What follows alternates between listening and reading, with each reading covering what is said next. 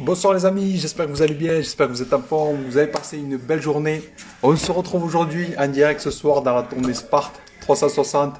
On va être avec un invité exceptionnel, avec David, un sportif de haut niveau, un Spartiate, c'est le cas de le dire, un passionné de Spartan, justement qui fait de haut niveau. Il a été aussi champion d'Europe par équipe en 2018, donc vraiment très heureux de faire sa connaissance. En plus, il est en montagne. Nous, on est ici, c'est vraiment magnifique. Alors, est-ce que donc David a le temps que ça se connecte? Alors, est-ce que ça marchait? Sinon, je vais t'inviter. Yes, yes. Salut David. Est-ce que tu Salut. m'entendais? Ouais, je t'entends bien. Je t'entends bien, je t'entends bien. Au top. Toi, nickel. Ouais, super. Super, super. Mais David, écoute, je suis très heureux, premièrement, de faire ta connaissance. Tout à l'heure, je t'ai vu, tu remontais avec les skis. Magnifique. Tu m'as fait kiffer aussi. Et très heureux vraiment de faire ta connaissance et de te découvrir et de pouvoir partager ce petit live aussi, peut-être pour inspirer des gens qui ont envie de se déplacer dans le sport ou quoi que ce soit. Donc déjà, merci à toi vraiment. Merci. Ouais, non, non, c'est un plaisir qui est partagé, hein, vraiment. J'ai plaisir à faire ta connaissance. J'ai regardé un petit peu ce que tu faisais. Et je trouve que voilà, on est vraiment sur la bonne optique du partage, puisque c'est quelque chose que je prends dans le sport. On est riche que du partage et de tout ce qu'on fait tous ensemble. Et voilà, ouais, j'invite tout le monde à regarder ce que tu fais parce que c'est cool et ça peut apprendre et on a tous à apprendre en Hmm. regardant faire les autres et en partageant avec les autres. Ben, merci à toi. Merci à toi. Très heureux, David. Bonsoir, les amis. Dimanche soir, peut-être vous êtes en famille, ceux qui passent par là, ben, soyez le bienvenu. Très heureux, en tout cas. Mais David, la première question que je vais te poser, parce qu'aujourd'hui, donc, t'es un fan de Spartan. Tu pourras expliquer ce que c'est s'il y en a qui savent pas ce que c'est. Ce que j'ai vu aussi en 2018, tu as été champion d'Europe par équipe de Spartan. Ouais. Donc, tu pourras partager ça aussi si tu veux. Tu es aussi pompier professionnel. D'accord? Donc, magnifique aussi à toi tout ce que tu fais. Des vrais héros. Et c'est vrai que on ne souligne pas souvent et pas assez en France, etc. Mais c'est vrai que ce que vous faites aussi, pour moi, c'est ça. Les vrais héros de la vie de tous les jours, des gens qui sont là, qui mettent leur vie pour aider les autres. Et j'ai beaucoup de respect pour ça, bien évidemment. Donc, merci encore à toi et merci à tous les pompiers qui chaque jour sont là sur le terrain. Vraiment, merci beaucoup. Donc, David, je vais te présenter, nous dire qui tu es aujourd'hui et qu'est-ce que tu fais. Ouais, donc en ce qui me concerne, donc David Labrosse, 34 ans, j'ai un petit gars qui a 3 ans aujourd'hui et qui apprend le ski, qui profite de cette semaine au ski. Je suis capitaine de sapeurs-pompiers professionnels, donc au grade d'officier, avec à ma charge une soixantaine d'hommes qui sont sous mon commandement, voilà, sur une caserne. Ça, c'est ma vie professionnelle et à côté de ça, je suis membre de la Pro Team Spartan Race. Je suis sous contrat pro avec Spartan, donc considéré comme entre guillemets pro athlète. Ça, c'est la dimension sportive. Néanmoins, pro-athlète, mais vous l'avez deviné, c'est pas, voilà, c'est pas mon métier aujourd'hui. Je n'en vis pas. En France, Hmm. aujourd'hui, on connaît le dilemme du sport de haut niveau. C'est très difficile de vivre du sport de haut niveau. Et aujourd'hui, en Spartan Race, en France, personne n'en vit. Ça, c'est clair. On est tous des amateurs, même si on est sous contrat pro des US. Les Américains sont sous contrat pro et arrivent à en vivre. Nous non, on est sous contrat pro avec eux, mais aujourd'hui, la réalité, elle est qu'il faut aller au travail comme tout le monde et, euh, et vivre avec sa famille, son travail et conjuguer avec sa vie sportive. Je peux Hmm. peut-être en deux petits mots peut-être te dire ce que c'est Spartan Race, puisque peut-être que tout le monde ne Bien connaît sûr. pas. Ah, ben, vas-y.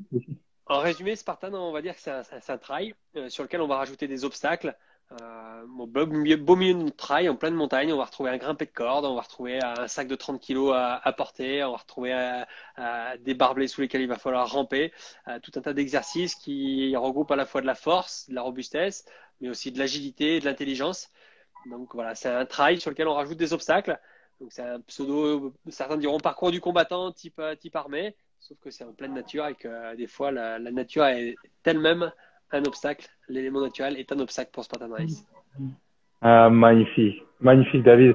Et est-ce que tout le monde peut y participer? La première question comme ça qui me vient. Ouais, absolument, absolument, et je le prône, hein, vraiment, tout le monde peut y participer, puisque aujourd'hui on retrouve donc la branche élite. On a une vague élite sur Spartan Race qui est réservée voilà, aux pros, aux élites, à ceux qui veulent vraiment se mettre dedans, faire de la compétition, se comparer aux autres. Ensuite, on retrouve une vague Edge Group pour ceux qui veulent encore une fois de plus être compétitifs, mais qui veulent se comparer à leur catégorie d'âge, en fait. des fois pour découvrir la discipline, mais avec un règlement assez strict. Donc finalement, un enjeu de compétition et un esprit d'affrontement. Et on retrouve les vagues open. Et là, sur les vagues open, il y aura plus tout cet esprit de compétition, il y aura plus tout cet esprit de pénalité qu'on peut avoir sur les obstacles. Donc tout le monde peut participer en vague open. Avec le libre choix de faire les obstacles ou non, avec le libre choix de céder ou de le faire en team building. Et ça, c'est quelque chose de très intéressant. Parce qu'on peut venir avec son entreprise, créer une équipe de son entreprise, le faire tous ensemble, s'aider avec simplement l'objectif d'arriver au bout, d'arriver en haut de la montagne, de faire les portées tous ensemble et finalement de franchir cette ligne d'arrivée tous ensemble. Et ça, je trouve ça super. Ah ouais. Magnifique. En tout cas, moi, je suis chaud patate, comme je dis, me tarde. J'ai pris mon pied ici pour la première, mais c'est vrai que ça donne envie quand on aime le sport un petit peu, quand on aime un peu l'esprit d'équipe. C'est vraiment quelque chose de magnifique qui est organisé. Et quand on voit que tu pourras en parler plus que moi, mais quand on commence à regarder les courses qui sont dans le monde entier, ben ça, c'est juste déjà exceptionnel. Ça veut dire que si tu as envie de découvrir des lieux, tu as envie de découvrir d'autres gens, c'est énorme. C'est juste énorme. Ouais, il y a cet esprit de communauté. Je fais juste un petit aparté puisque je viens de voir que a rejoint la vidéo sur mon fil. Tu dis c'est international et c'est une communauté. Oui, on a Pau Capel qui vient de rejoindre la vidéo de ton live. Je sais pas si tu connais Pau Capel. C'est le dernier vainqueur de l'UTMB, enfin l'édition d'avant. C'est un des meilleurs trailers au monde, un espagnol. So I'm just going to speak in English just few minutes for Pau. Pau, you are welcome in this live. I'm always enjoy to see you and to share some time with you. See you later, Pau. Thank you. Tu connais ce sportif? Pau Capel? Ah Ouais. oui, je connais un petit peu, ouais. Ben, je connais un petit peu, on a partagé pas mal, on a des connaissances ensemble, on a partagé pas mal de choses ensemble, puisque il y a, donc, pendant le Covid, il y a un an, il y avait un projet qui s'appelait Breaking 20, où Pau Capel devait courir l'UTMB seul autour du Mont Blanc, puisque c'était le Covid et que vous ne pouvez pas faire l'UTMB, en battant le record des 20 heures du Mont Blanc. Et North Face, qui est son sponsor principal, qui a organisé ce coup, m'a contacté pour l'emmener de nuit à travers le Mont Blanc pour lui faire l'UTMB et le guider à travers le Mont Blanc pendant toute une nuit. Et donc on a passé toute une nuit ensemble et c'est comme ça qu'on s'est connus. Un moment de sport et de partage extraordinaire avec le champion du monde de trail. C'était pour moi extraordinaire de pouvoir l'emmener et de le guider, de courir avec lui. Juste incroyable. Encore une fois de plus, un sportif mais un humain avec qui j'ai pu rigoler, avec qui j'ai pu raconter des blagues en courant alors qu'il était pas bien et que voilà, il savait qu'il allait batailler pour pouvoir battre son record. Donc ouais, c'était un super moment. Wow, extraordinaire. Encore une fois, c'est ce que t'as dit, c'est magnifique parce que ce que j'adore dans le sport, c'est que on se fout de qui tu es en fait. Tu sais, il y a tout le monde au même niveau et tu peux rencontrer des gens. Mais tu rencontres quand tu es sur le terrain, comme au rugby ou quand tu es là sur la Spartan, c'est la même chose au final. C'est tout le monde au même niveau et c'est que du partage aussi. Et ça, c'est beau. Il y a beaucoup de partage. Spartan, au début, ça peut faire peur puisqu'on se dit, maintenant, je connais personne, ça paraît assez intégriste, assez corporatiste finalement. Alors moi, j'étais comme la plupart des gens qui découvrent sur cet avis. Et une fois qu'on le vit de l'intérieur, c'est extraordinaire puisqu'il y a une communauté, tout le monde se parle, tout le monde échange. Le fait de traverser des épreuves qui sont très difficiles, ça fait qu'à la fin, en fait, on a tous vécu la même chose.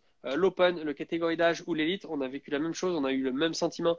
Donc, on peut partager à la fin de la course avec n'importe qui parce que finalement, on a vécu la même chose, quoi.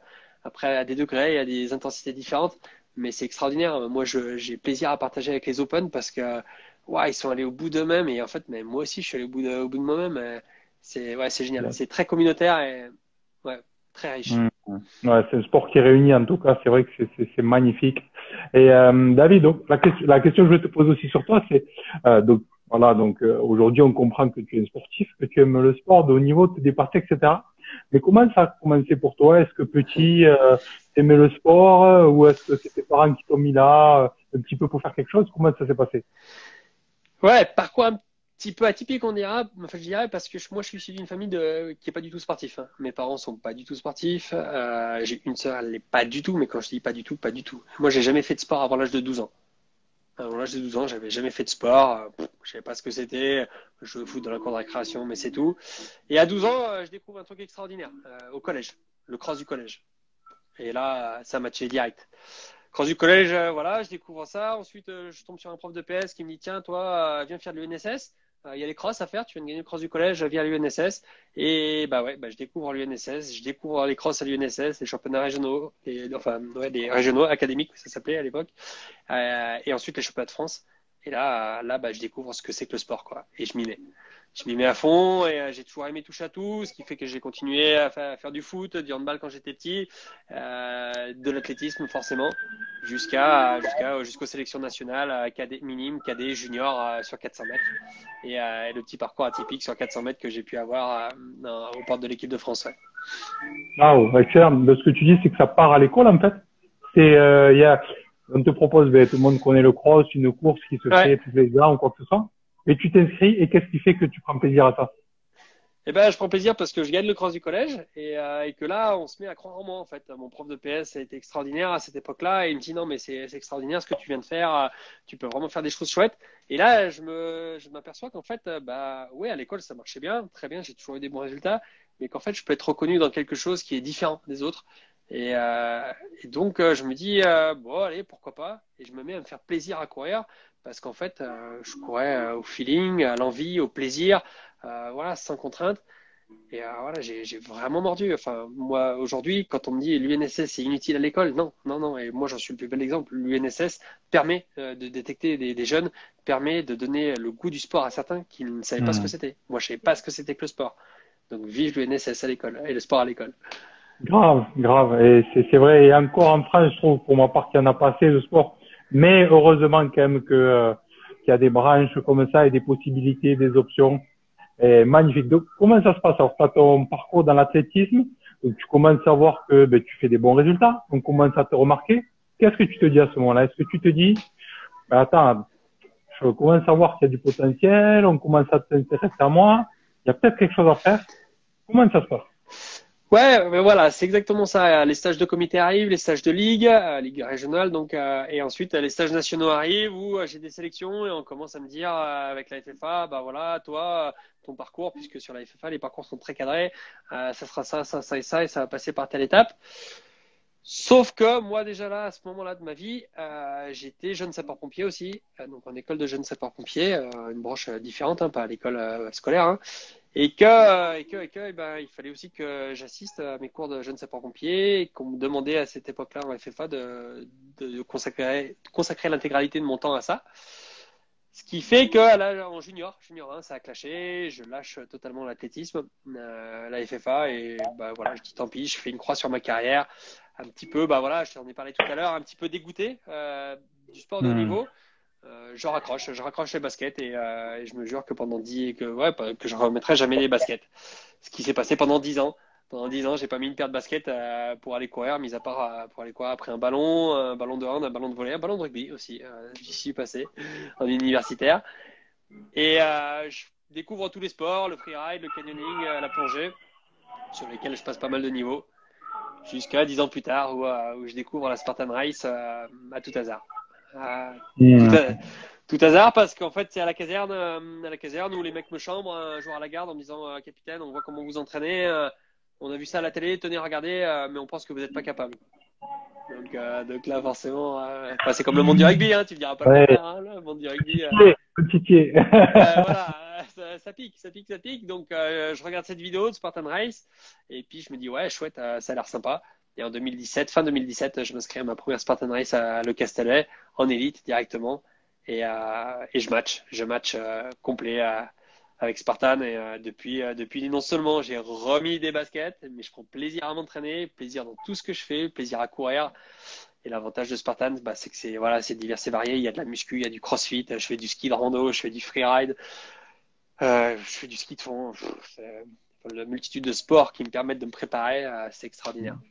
Et je m'éclate. Waouh, ouais, excellent. En tout cas, c'est très beau ton parcours, ton histoire, et ça montre encore une fois que c'est pas parce qu'on peut avoir un échec temporaire que c'est fini. Comme je disais, moi, j'ai joué 15 ans au rugby, j'ai dû arrêter parce que c'est traumatisme crânien, etc. Et c'est vrai que tu peux avoir des années où tu te cherches un peu, tu continues à faire ta vie, mais tu sens au fond de toi quelque part qu'il manque quelque chose.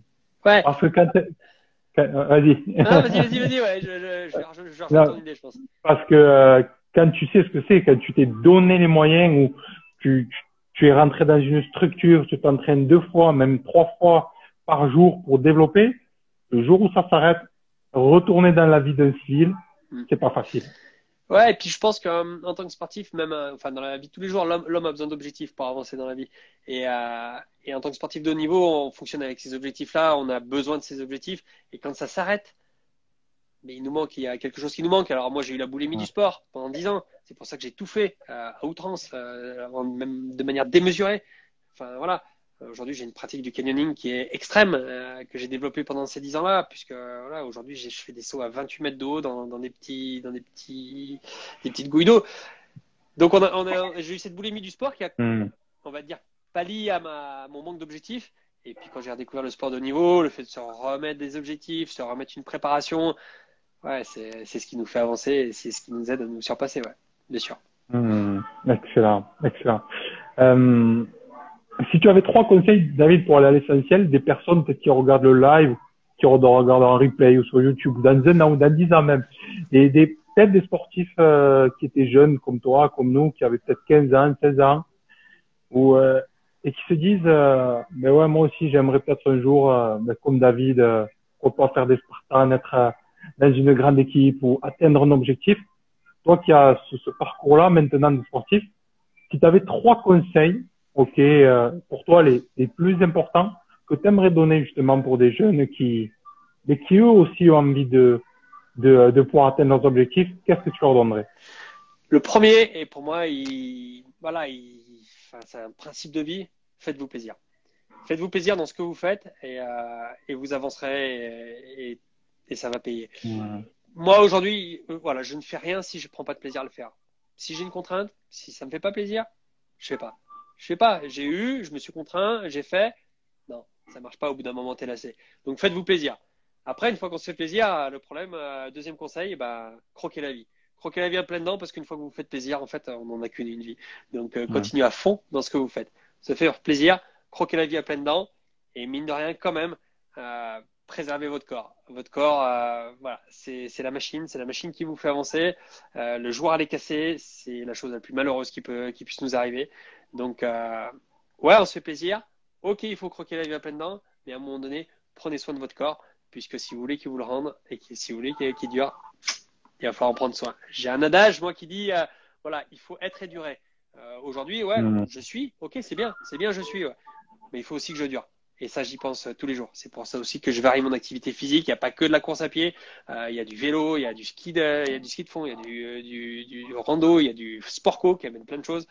En variant en diversifiant les activités, je pense que c'est aussi une méthode pour pas trop se blesser.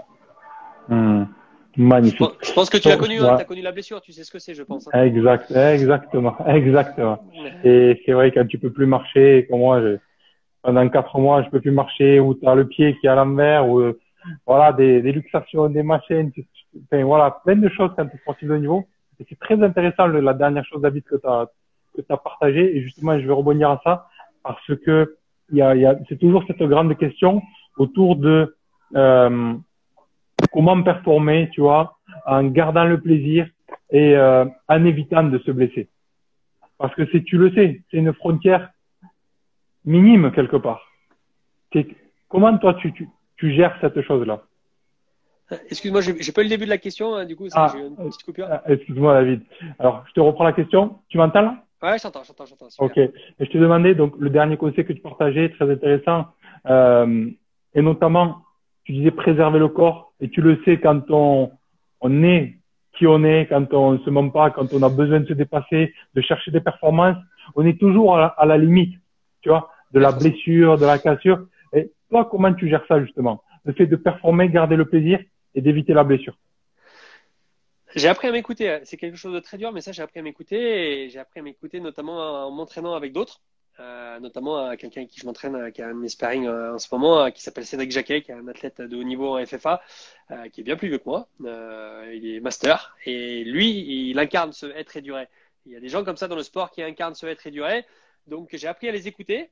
J'ai appris que, il y a des jours où quand ça ne va pas, quand j'ai passé la nuit au boulot, que le lendemain, la séance, elle passe pas, et ben, elle passe pas. Elle passera demain. C'est pas grave.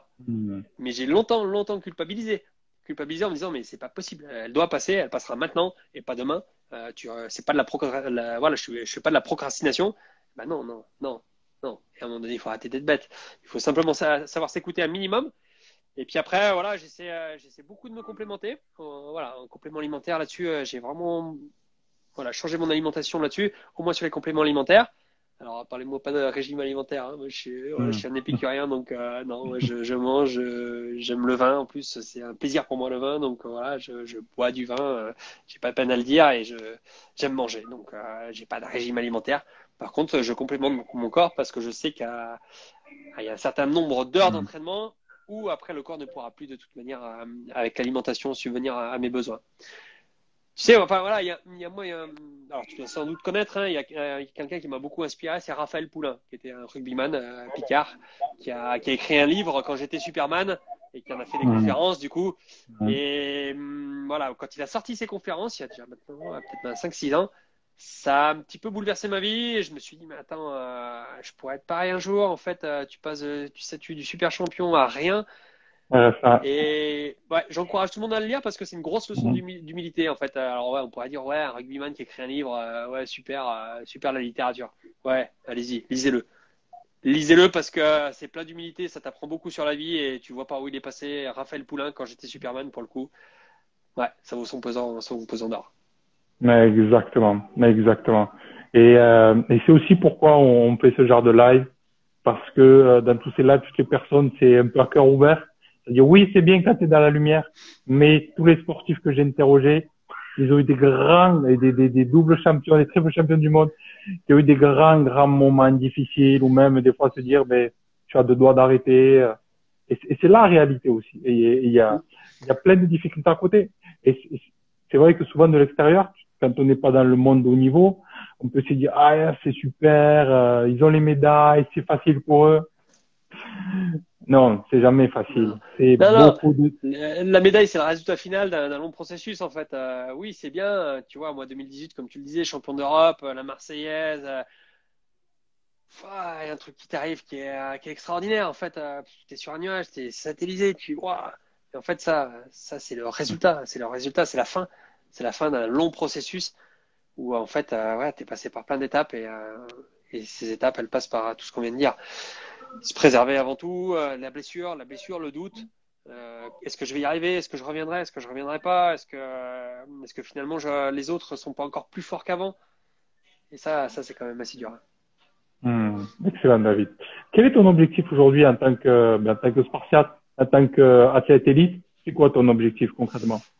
Alors mon objectif, il est que je vieillis aussi, hein. Donc tu vois, ouais, j'ai même 35 ans. Mon objectif, il est de rester dans la pro team, donc sous contrat pro pendant le plus longtemps possible, hein. Donc je vais essayer de reconduire ça pour l'année prochaine, de faire bonne figure sur les French National Series, c'est-à-dire de rester parmi les trois meilleurs Français des French National Series. Hop, excuse-moi.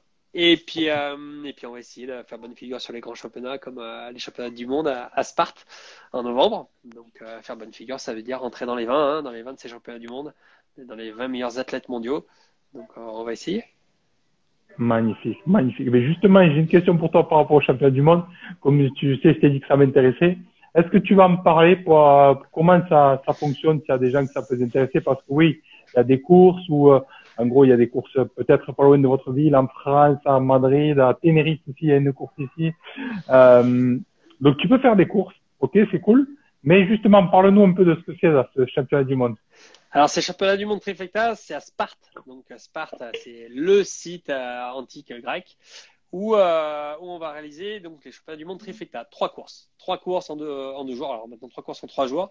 Donc, les 3 distances, sprint, super et beast, au cœur du site de Sparte. C'est-à-dire que le départ se situe au pied de la statue de Léonidas. Donc quand même, voilà, c'est quand même la mise en scène est quand même plutôt aboutie. Où en tant que Spartiate, tu cours au pied de la statue de Léonidas. Tu commences par traverser les jardins secrets et antiques des Spartiates, sur lequel tu n'as pas le droit de courir et tu n'as pas le droit de parler, puisque c'est en respect par rapport aux dieux de l'époque, etc. Et à la fin de ces jardins, le portail s'ouvre. Et là, c'est lâcher les fauves. Lâcher les fauves et tu pars à courir à travers les champs d'oliviers, à travers les montagnes de Sparte, à travers le temple d'Hélène, donc pour tous ceux qui connaissent la mythologie avec Troie notamment, Hélène. Et donc la ville de Sparte vit autour de la Spartan Race et met tout en œuvre pour que nous, Spartiates, on soit aux petits oignons dans cette ville. C'est extraordinaire. C'est un moment unique et arriver à boucler ces 3 distances en 3 jours, c'est très très éprouvant. Ça demande un petit peu de préparation, mais c'est un objectif que tout le monde peut se fixer à chacun son niveau et qui t'amène une consécration, un accomplissement au bout. Incroyable. Et comment on fait pour y participer alors, pour ceux que ça intéresse? Alors, pour y participer, il faut se qualifier. Il faut se qualifier. Donc, en élite, il faut faire des courses élites.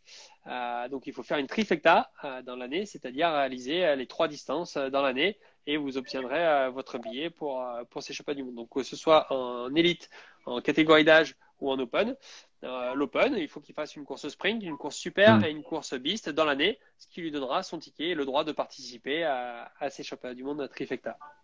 Excellent. Donc, ce que tu dis, en gros, par exemple, il y a quelqu'un qui a envie de faire tester une sprint, il fait sa sprint, il peut venir 2 mois après faire à Madrid, il peut faire les courses où il veut. L'essentiel, c'est d'en avoir 3. Voilà. Et après, il peut se pointer à Sparte. Voilà. Alors là, on va espérer qu'on voit un peu le bout du tunnel avec le Covid. Donc, normalement, voyager, aller faire des courses, ça va quand même se simplifier. Et aujourd'hui, en Europe, même Europe de l'Ouest, il y a énormément de courses dans chaque pays. En France, on va avoir 3 courses. En Espagne, il y a 5 événements. En Italie, il y en a 5. En Allemagne, Autriche, Suisse, il y en a 5. Donc, il suffit de boucler les 3 formats. Et une fois que vous avez bouclé les 3 formats, vous recevez votre ticket. Vous pouvez vous inscrire sur les championnats du monde, que je conseille à tout le monde. Yes, excellent. Et oui, donc tu parlais, est-ce que cette année, parce que j'ai regardé sur le site, peut-être qu'il y en a qui s'intéressent ou qui savent déjà l'information, j'ai vu que justement les championnats du monde pour 2022, il n'y avait rien d'écrit en fait, actuellement. Alors sur les championnats du monde Beast, sur les championnats du monde de la distance Beast, pour le moment il n'y a rien d'écrit. Néanmoins, il y a de grandes chances que ce soit à nouveau à Abu Dhabi en décembre, comme pour l'année 2021, donc en plein milieu du désert, pas Abu Dhabi, pas la ville, hein, non, c'est Abu Dhabi en plein milieu du désert, là où il n'y a rien, mis à part des dunes et du sable. Donc il y a de grandes chances que ce soit encore là-bas. Ça sera pas à Sparte. Alors, les championnats du monde trifecta sont à Sparte, c'est sûr, ils auront lieu en novembre. Et après, tu as les championnats du monde de la distance Beast, pur et dur. Comme tu retrouves aussi les championnats du monde ultra. Les championnats du monde ultra, ça sera Lactao en octobre ou septembre de mémoire, un truc comme ça. Donc, championnat du monde, il y a 3 championnats du monde. Championnat du monde ultra, championnat du monde trifecta et les championnats du monde sur le format Beast, uniquement Beast. Et là, ça sera en décembre. Waouh, magnifique. Excellent. Et pour les gens cette année qui commencent, s'ils valident 3 courses, ils peuvent y accéder ou c'était de là par rapport à l'année d'avant? Non, c'est dès cette année, s'ils valident 3 courses dans l'année, ils pourront accéder au championnat du monde. Les qualifs attaquent au 1er octobre, puisque c'est la fin de la saison, et vont jusqu'à un mois avant les championnats du monde. Donc jusqu'à un mois avant les championnats du monde, la personne qui veut la faire peut venir pour se qualifier. Excellent. Et toi, du coup, tu cours dans tous les championnats? Ou est-ce qu'il y a un truc que tu préfères ou... Je vais pas courir le championnat du monde ultra puisque je fais pas d'ultra. Voilà, aujourd'hui c'est pas une distance sur laquelle je vais, donc je vais courir les championnats du monde trifecta, les championnats du monde beast, ça c'est certain. Mais la catégorie ultra, ça reste quelque chose de particulier. C'est une discipline, une distance à préparer de manière très particulière. Donc non, pour le moment je fais pas dessus. Et il y a tellement déjà de courses et de choses à faire que non, on peut pas tout faire. C'est clair. En tout cas, David, merci à toi pour toutes les informations que tu as données. Vraiment, j'étais très content de faire ta connaissance, c'est super. Je vais te laisser le mot de la fin, te poser une dernière question. Je te laisserai tranquille. Donc déjà, félicitations pour tout ce que tu fais. Et j'ai hâte qu'on se rencontre, qu'on puisse échanger aussi. Si tu pouvais laisser qu'une seule phrase dans ce monde, ok? Qu'une seule phrase. Tu réalises tous tes rêves, tes projets, tu en as déjà réalisé plein. Avant de partir, on te dit merci pour tout ce que tu as fait. Merci beaucoup. David, tu peux laisser une seule chose. Tu le sais, tu peux rien prendre. Quelle phrase t'aimerais laisser graver dans ce monde? Profitez de chaque instant. La vie, elle est trop courte. Profitez de chaque instant, je vous promets. Magnifique. Magnifique. Mais merci à toi, David. Ça me fait vraiment plaisir. Ouais, merci. Vraiment. Je suis content parce que j'ai du monde aussi qui a suivi de mon côté, tu vois, le live. En effet, il y en a qui me disent on va laisser les ultras à Thibaut Jean. Ouais, les ultras, je les laisse à Thibaut Jean. C'est sa distance, c'est son dada et il est très fort là-dessus.